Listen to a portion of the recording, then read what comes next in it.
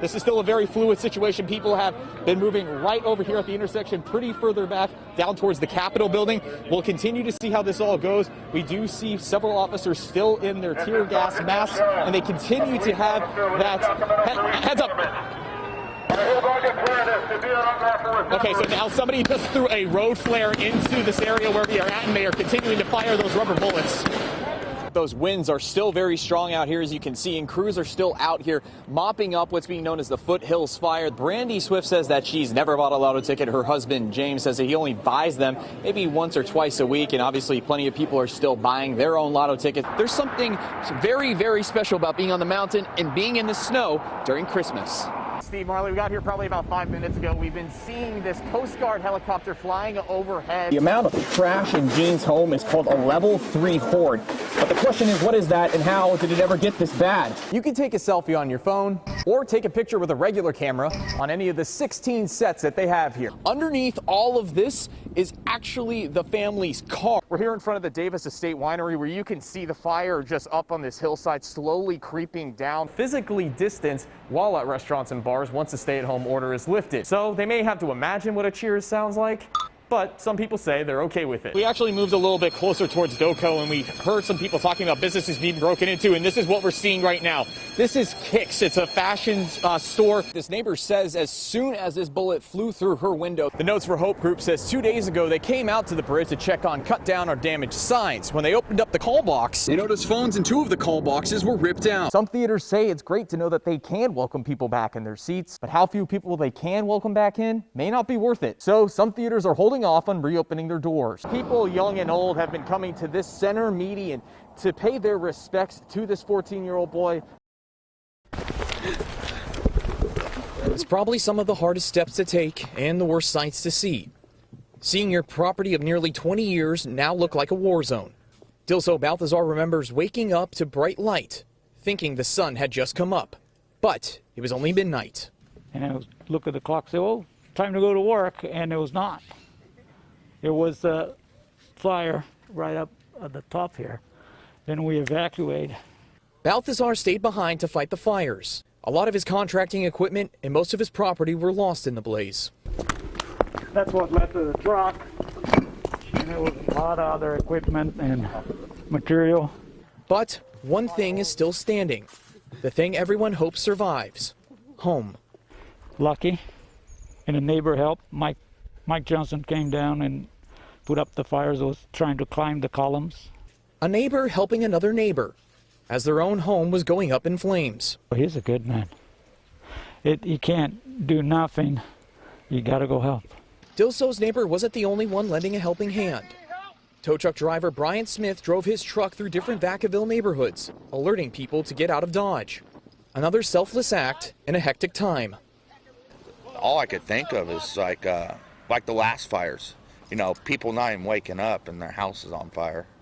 And you have no time. Vacaville, smoke-filled, homes destroyed, flames still burning, and people finding the light through the haze. 4 hours later, it's right here on the back door. It came too fast. We have to survive and nothing else we can think about it. We're glad it's still alive. I wish he was here. The cuts, bruises, and casts aren't the only reminders of a horrific day for Daniel Williams and his wife, Lori. The couple was watching football with family. I so wish I could have protected her better. I just miss her. When the unthinkable happened. Ring cameras at their home capture the moments a car slams into their house. The world's a little dimmer with her not here. Killing Daniel's baseball, 49er, and dog-loving mom, Jan. It was almost surreal that my mom was gone. The surveillance video showing the aftermath mere seconds after the crash. He was going so fast that by the time the camera aperture opened, he was in my house. They also captured the man the Sacramento County Sheriff's Office says was drunk and behind the wheel, Gary Circle, as he searches for one of 2 kids inside the car at the time. Gary!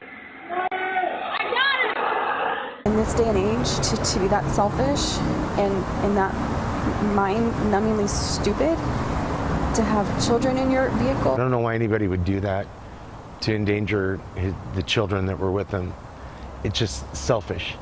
Daniel and Lori hadn't seen each other since the crash after they were taken to different hospitals. And then once we saw each other, it was surreal because it's the same person, but we've both just been through 10 days of pure hell, physically and emotionally. The couple says they're forgiving people, but this may be something they can't get past. He did a horrible thing, a thoughtless, cruel, horrible thing. For no reason at all, he's completely, like she was saying, destroyed aspects of our lives. He took my mother.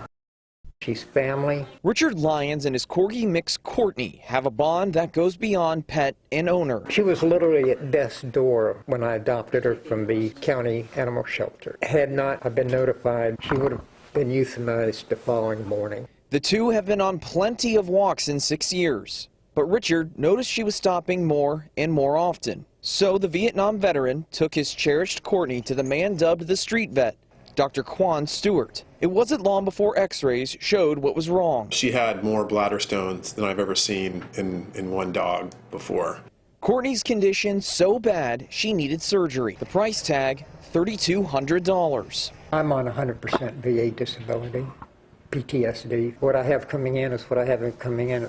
But this vet, known for helping others, wasn't going to let Courtney go without care, asking Richard if he could lend a helping hand. And I think he's a prideful man. He's a ex-military and war veteran, and I wanted to respect that.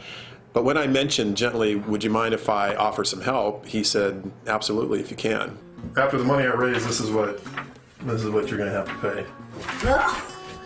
Stewart, using his notoriety and social media platform, was able to raise $15,000, then surprising Lyons, telling him he didn't have to pay a dime for the surgery. I'll be eternally grateful for the people that donated. I don't know what I would have done had I lost Courtney. The street vet, doing what he's always done in the first major surgery at his clinic, giving care to those who need it. It's really validating. It is one of the pillars in which we open this practice, one of the philosophies I've long held, that we try and help those in need when we can.